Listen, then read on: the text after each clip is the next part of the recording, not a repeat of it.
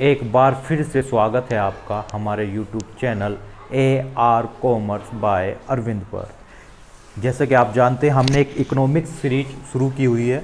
Economics series में last video में हमने आपको बताया था जीडीपी एट फैक्टर कॉस्ट क्या होता है और जीडीपी एट मार्केट प्राइस क्या होता है ना। फैक्टर ऑफ प्रोडक्शंस होते हैं जो कि 4 होते हैं, कैपिटल्स एंड लैंड, आपकी लेबर एंड एंटरप्रेनर, है ना। इनकी चारों की जो लागत होती है, पूंजी की लागत तो आपकी ब्याज हुई, भूमि की किराया हुई, श्रमिक हुई की जो मजदूरी हुई और उद्यमी का जो लाभ होता है, इन सब को मिला के जो लागत होती है उसे फैक्टर कॉस्ट बोला जाता है। जो किसी प्रोडक्ट की वास्तविक कीमत यही होती है ना। जीडीपी में हम क्या देखते हैं कि जो कितना प्रोडक्शन हमारे देश की सीमाओं के भीतर हुआ है उसका क्या मूल्य है, वो चीज़ जीडीपी होती है। और जीडीपी में जो प्रोडक्ट आते हैं उनकी जो वैल्यू होती है, उनके एमआरपी का भी छोड़ते हैं, मतलब जो उसकी जो मेन कॉस्ट होती है उसकी फैक्टर कॉस्ट होती है, लेकिन वो चीज़ हमको उस फैक्टर कॉस्ट पर नहीं मिल पाती, हमको मिल पाती है एमआरपी पर। एमआरपी यानी मार्केट प्राइस पर। तो मार्केट प्राइस में 2 चीज़ जुड़ी होती है, एक टैक्स जुड़ा होता है और सब्सिडी घटी हुई होती है ना। किस चीज़ में सब्सिडी मिलती है तो वो चीज़ घटी होगी, टैक्स जुड़ा होगा। और तो जो हम जीडीपी जो हमारे सामने प्रस्तुत की जाती है, जीडीपी मार्केट प्राइस पर प्रस्तुत की जाती है। उसे फैक्टर कॉस्ट पर निकालना हो तो हम क्या करते हैं, जो मार्केट प्राइस में जो टैक्स जुड़ा हुआ था उस चीज़ को घटा देते हैं और सब्सिडी जो घटी हुई थी उस चीज़ को जोड़ देते हैं। अगर उल्टा निकालना हो तो सपोज करो आपको क्वेश्चन फैक्टर कॉस्ट में दी है, मार्केट प्राइस में निकालना है तो मार्केट प्राइस तो सिंपल है, टैक्स जोड़ते हैं। टैक्स कौन सा है, वो जो जीएसटी चल रही है आजकल, इनडायरेक्ट टैक्स जो होता है, उस चीज़ को जोड़ते हैं और सब्सिडी घटा देते हैं, है ना। इस चीज़ को आप समझ चुके थे, है ना। इसका लिंक आप डिस्क्रिप्शन में है, आप वहाँ से देख सकते हैं। आज हम नए टॉपिक लेते हैं। नए टॉपिक में हम जीडीपी के थोड़े प्रकार समझते हैं, ठीक है जी। जीडीपी आप समझ गए, जीडीपी क्या होती है, जीडीपी के बाद जीएनपी क्या होती है ना, एनएनपी क्या होती है, ये सब चीज़ आप समझ चुके हैं। अब थोड़ा क्योंकि हम जीडीपी की बात कर रहे हैं, किसी देश की एक तरह से वास्तविक प्रगति देखनी हो तो जीडीपी ही देखी जाती है।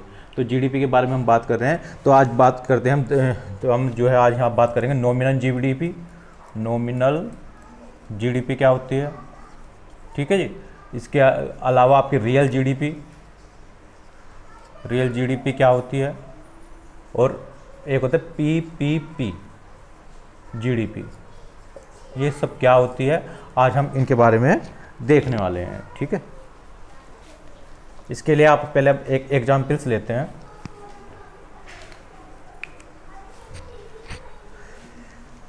जीडीपी का मतलब प्रोडक्शन की वैल्यू, तो प्रोडक्शन लेते हैं। देखो कुछ साल से हम थोड़ा सा पीछे से शुरू करते हैं।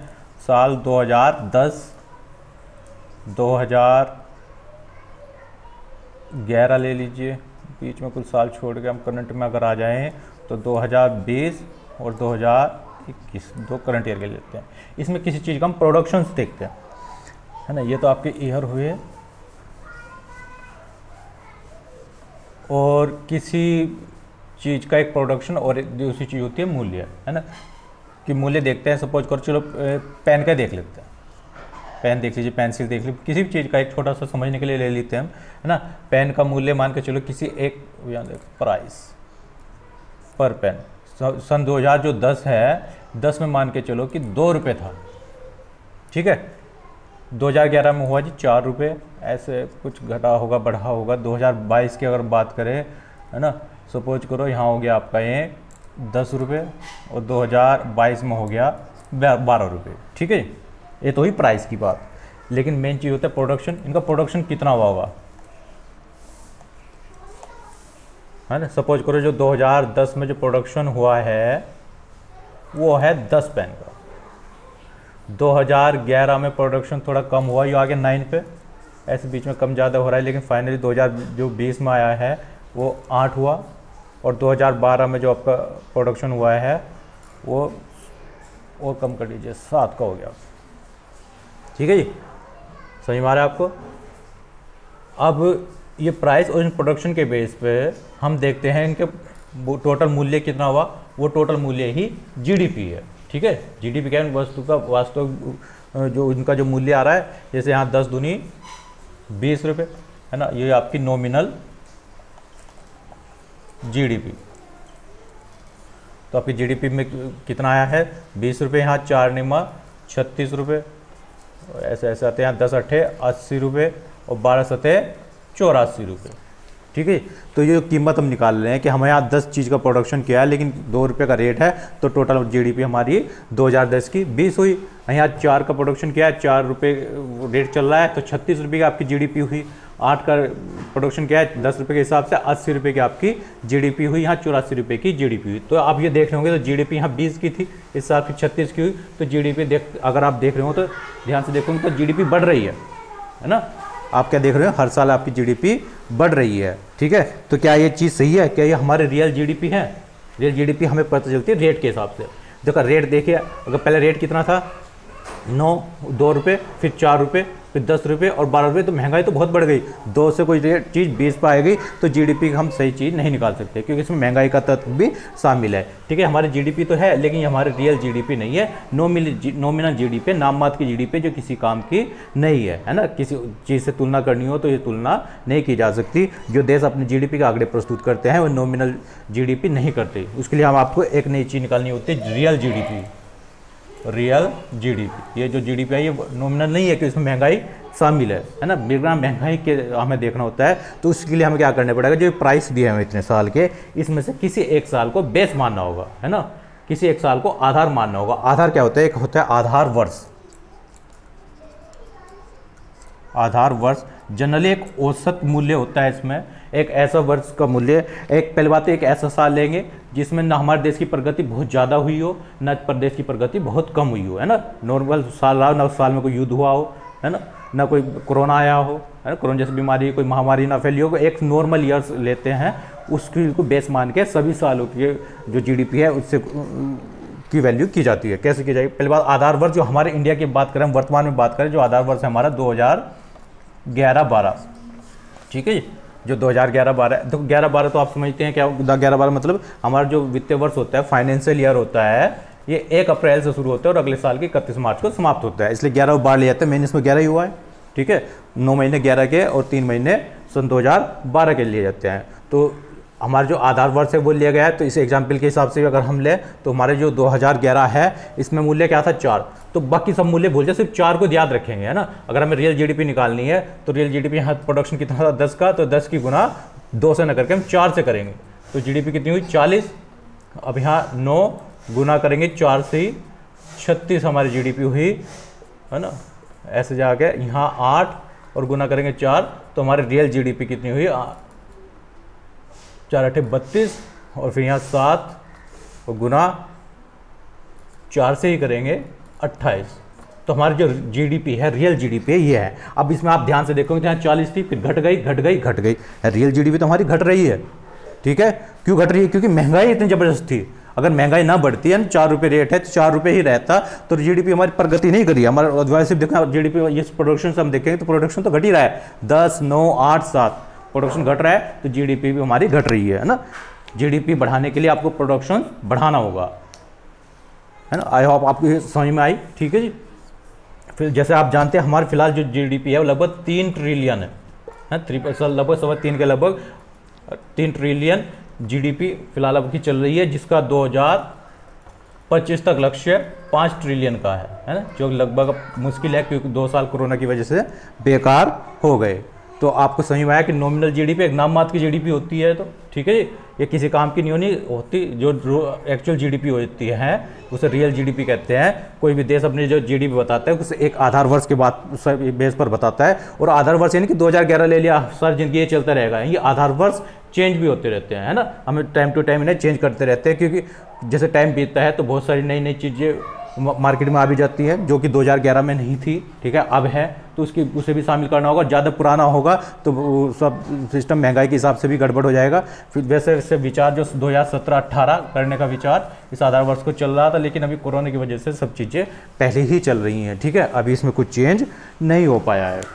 उम्मीद है आपको इस चीज़ समझ में आया। इसके बाद हम चीज़ देखते हैं, यहाँ फिर देखिए आपको नॉर्मल जीडीपी और रियल जीडीपी समझ में आ गया। अब एक चीज़ होता है जीडीपी डिफ्लेटर, ठीक है जी। क्या होता है जीडीपी डिफ्लेटर? ये जीडीपी डिफ्लेटर क्या होता है? ये महंगाई को मापने का होता है, एक तरह से महंगाई, इन्फ्लेशन मेजरमेंट होता है, महंगाई मापक कह सकते हैं इसे, इन्फ्लेशन मेजरमेंट। जनरल बहुत सारे कॉम्पिटिटिव एग्जाम्स में क्वेश्चंस आते हैं जीडीपी इन्फ्लेटर से। जीडीपी इन्फ्लेटर क्या होता है? जीडीपी इन्फ्लेटर जो नॉमिनल जीडीपी और रियल जीडीपी होते हैं इनके बीच का रेशो होता है, तो इसे निकालने का होता है। जीडीपी इन्फ्लेटर हम निकालते हैं नॉमिनल जीडीपी बटे रियल जीडीपी इंटू 100 करके निकल जाता है। ठीक है, अगर यहाँ से हम किसी साल के निकाल लें, अगर हम 2000 कोई सा साल, अगर 2010 की भी निकालते हैं, चलो अब यहाँ से चलो एक कॉलम में बना देता हूँ, यहीं से सबकी निकल जाएगी। जीडीपी डिफ्लेटर, थोड़ा नीचे डालो, जीडीपी डिफ्लेटर अगर हमें निकालना है, ठीक है जी।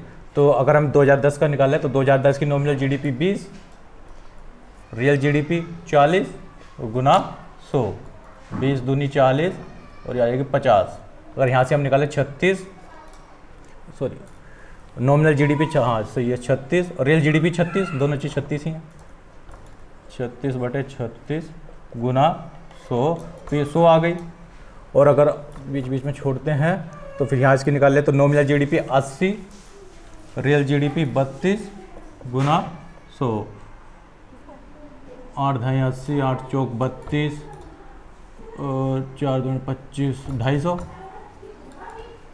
और यहाँ की अगर हम रियल जीडीपी निकाल लें तो 84 नॉमिनल जीडीपी है और रियल जीडीपी आपकी 28 है गुना 100, 4 से निकल 4 7 28, 4 दूनी 8, 4 कम 4 21, 14 7 21, 300। ठीक है जी। तो ये इससे क्या हुआ, जीडीपी इन्फ्लेटर से क्या होता है? अगर ये जीडीपी इन्फ्लेटर निकाल रहे हैं तो आप ध्यान दे रहे हैं या जीडीपी इन्फ्लेटर, देखो अगर ये जीडीपी इन्फ्लेटर आपका आता है 100 तो ये नॉर्मल माना जाता है, कोई महंगाई नहीं है। अगर उससे कम है तो महंगाई से भी नीचे की स्थिति में चल रहे हैं आप, बहुत अच्छी चीज़ है। लेकिन 100 से ऊपर जा रहे हैं तो जितने ऊपर जा रहे हैं उतने % आपकी महंगाई है। यहाँ देखो, यहाँ तो महंगाई है ही नहीं, क्योंकि हमने बेस ये 104 को माना है और 4 से भी अगर कम में चीज़ें बिक रही हैं तो महंगाई है ही नहीं बिल्कुल भी। लेकिन अगर 100 है तो यहाँ महंगाई कितनी है? 0। 100 होने पर महंगाई कितनी होगी? 0, कोई दिक्कत नहीं है। लेकिन यहाँ जो 250 हो गई, 250 का मतलब महंगाई कितनी आ गई आपकी? 250 माइनस 100 यानी 150% आपकी महंगाई है। ठीक है जी। और यहाँ 300 है तो ये 300 में से 100 माइनस कर दो तो आपकी महंगाई 200% है। इस ठीक है जी, इससे हम ये चीज़ निकाल सकते हैं, महंगाई का मेजरमेंट होता है जीडीपी डिफ्लेटर। ठीक है जी। आपको उम्मीद है यह चीज़ आपको समझ में आई है। इसके बाद एक चीज़ हमें निकालनी होती है पीपीपी। इसे रफ कर दूं, पीपीपी जीडीपी। इस पीपीपी से पहले आप रियल जीडीपी, नॉमिनल जीडीपी समझ चुके हैं।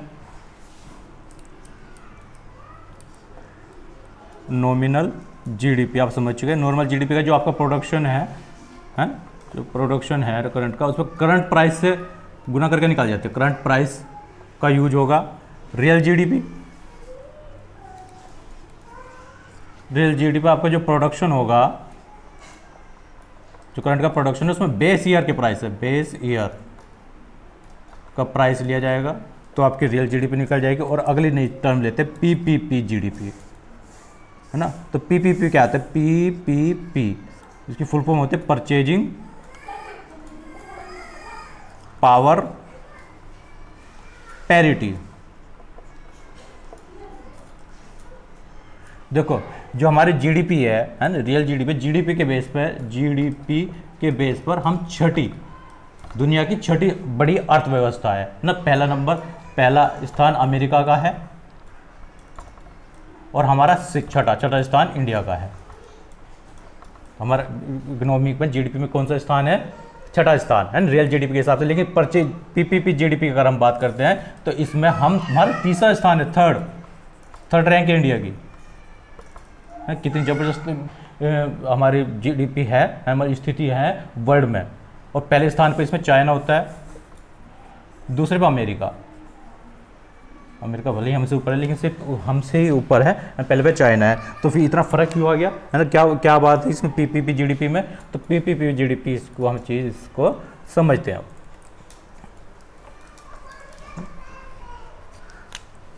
पीपीपी जीडीपी, परचेजिंग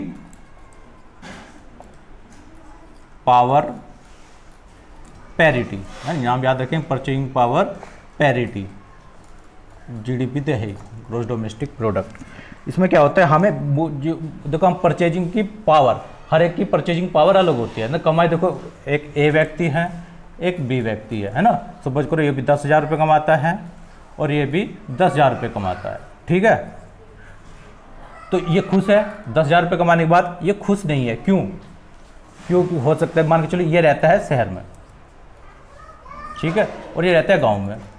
पता चले शहर में इसका जो जहाँ आप बस समझ लो किराए पे रहता है, तो किराया इसका है 5,000 किराया हो गया, है। गांव में अगर ये भी किराए पे रहता है लेकिन गांव में किराया दे रहा है 500 रुपये, है ना। इसका 500 में काम बचने के बाद भी 9,500 रुपये इसके बच गए हैं। फिर खाने खर्चे का सामान है ना, 5,000 से ज़्यादा इसका खाने का सामान आ गया और उसका सिर्फ 500 रुपये खाने का सामान आया, तो ये तो 9,000 की सेविंग कर रहा है और ये इसके बाद कुछ बच ही नहीं रहा है, ठीक है।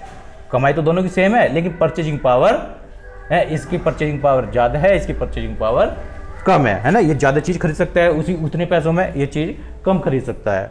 तो हमें ये भी देखना होता है। तो हम बात तो करते हैं कि हाँ दूसरे देशों से तुलना करनी है हमें अपनी इकोनॉमी की, लेकिन खाली रियल जीडीपी की अगर तुलना करेंगे तो वो चीज़ गलत हो जाएगी। क्योंकि इंडिया में बात करें तो इंडिया में उतने पैसों में ज़्यादा चीज़ आ जाएंगी, रहन सहन का स्तर कुछ लोअर है अन्य देशों के मुकाबले। अमेरिका में इतने पैसे में कुछ भी नहीं आएगा, है ना, बहुत कम चीज़ जाएंगी। तो एक जो वर्ल्ड बैंक है, वर्ल्ड बैंक इसका जो इंडेक्स दिया हुआ है वो वर्ल्ड बैंक ने दिया, फिलहाल जो है लगभग 22 का चल रहा है, 22 कुछ है। यानी कि हमारे इंडिया का 1 रुपया, वो सॉरी इंडिया के 22 रुपये और अमेरिका का 1 रुपया सब बराबर है पीपीपी के हिसाब से, है ना। एक तो एक्सचेंज रेट होती है, वो चीज़ अलग होती है एक्सचेंज रेट डॉलर की। जैसे हमारा डॉलर वो लगभग 76 रुपये कुछ है, 76 रुपये है कि इंडिया का कि 76 रुपये और अमेरिका का $1 बराबर है। ये तो एक्सचेंज रेट है, एक्सचेंज तो खैर हमें चेंज करनी होता है। उसके अलावा जो परचेजिंग पावर है, परचेजिंग पावर का रेट भी 22 का है। देखो ये चीज़ कैसे निकलता है, इसे थोड़ा ऐसा समझिए कि सपोज करो कि हम जो है 1500 रुपये कमाए, है ना। हमारी रियल इनकम, जो रियल में इनकम है हमारी वो है 1500 रुपये, ठीक है। तो 1500 रुपये है, लेकिन हमें तुलना करनी है अगर अमेरिका से, तो आप पहले से इस चीज़ को डॉलर में कन्वर्ट करो। डॉलर का रेट आपको बताया अभी लगभग 76 रुपये चल रहा है, लेकिन सपोज करो हम इसे मान लीजिए 75 मान लीजिए, कैलकुलेशन के लिए 75 रुपये मान लीजिए। 75 दूनी 150, 75 दूनी 150 तो $20 आ गया, ठीक है। तो मतलब हम हमारा जो कम तुलना कर रहे हैं डॉलर में कर रहे हैं तो हम $20 कमा रहे हैं, ठीक है। 1500 रुपये कमाने या एक्सचेंज रेट का तो हम हमारी रियल इनकम कितनी है 1500 रुपये या $20। लेकिन पीपीपी के हिसाब से देखो जी सर परचेजिंग पावर कितनी है, तो परचेजिंग पावर के लिए इस 1500 रुपये को आपको कितने से डिवाइड करना पड़ेगा, इस 22 रुपये से। 22 रुपये का मतलब 22 ना मान के तो कुछ कैलकुलेशन के लिए 20 कर लेते हैं, तो 75 आ गया। वहाँ से देखने के लिए परचेजिंग पावर के हिसाब से वैसे तो हम 20 कमा रहे हैं, लेकिन हमें कितना कमाना चाहिए, $75 कमाना चाहिए अगर हम वहाँ से अमेरिका की परचेजिंग पावर की बात करते हैं, ठीक है। खाली $20 से काम नहीं चल रहा, $75 समझ में आ रहा है, मतलब $75 में जाके तब होगा। अगर 20 हम डॉलर लेकर चलेंगे तो $20 में कुछ नहीं आएगा। इतनी चीज़ जितनी चीज़ सुविधा हम यहाँ ले रहे हैं इतनी अगर हम अमेरिका में लेनी है तो पीपीपी के हिसाब से 1500 रुपये को कितने डॉलर में कन्वर्ट करना पड़ेगा आपको, $75 आपके पास होने चाहिए, ठीक है। देखो इसे थोड़ा सा एक ऐसा समझ लीजिए, मान के चलो कोई चाय का मूल्य है, सपोज करो अमेरिका में 70 रुपये की आ रही है चाय वो है, और भारत में आ रही है 10 रुपये की, तो कितना का फ़र्क पड़ गया, 7 रुपये का फ़र्क पड़ गया, नहीं पड़ गया यहाँ से।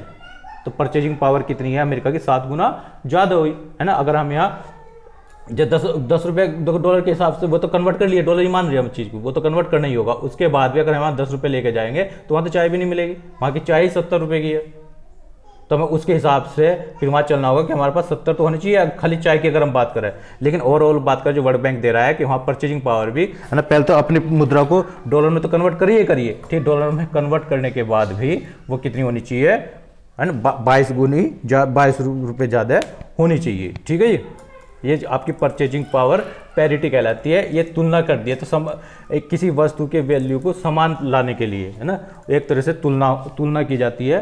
ये आपकी परचेजिंग पावर पैरिटी कहलाती है। इसके हिसाब से, वैसे तो मैंने बताया था कि भारत की पीपीपी के हिसाब से भारत की जो जीडीपी है, पीपीपी जीडीपी, वो लगभग $11 है ना, और वर्ल्ड में कितना स्थान है, 3rd रैंक, इंडिया की बात कर रहे हैं हम, ठीक है जी। और अगर रियल जीडीपी की बात करें, वो कितनी है, लगभग $3, और वर्ल्ड में कितना स्थान है, 6ठा, वर्ल्ड में 3rd रैंक हमारी है। तो अब उम्मीद है अब आप पीपीपी जीडीपी, रियल जीडीपी, है ना, ये सब समझ चुके हैं। नॉमिनल जीडीपी, नॉमिनल तो किसी काम की होती ही नहीं, है ना, लेकिन नॉमिनल भी निकाल सकते हैं, ठीक है जी। और उसके अलावा वो हम जीडीपी की बात कर रहे हैं, फैक्टर कॉस्ट और मार्केट प्राइस तो आप देख ही चुके हैं, ठीक है। ये उम्मीद है आपको समझ में आया होगा। कोई दिक्कत होगी फिर वही बात, है ना, आप फिर पूछ सकते हैं, है ना, कोई कमी है वो भी बताएंगे, ठीक है जी। मिलते हैं अगली वीडियो में, तब तक के लिए धन्यवाद।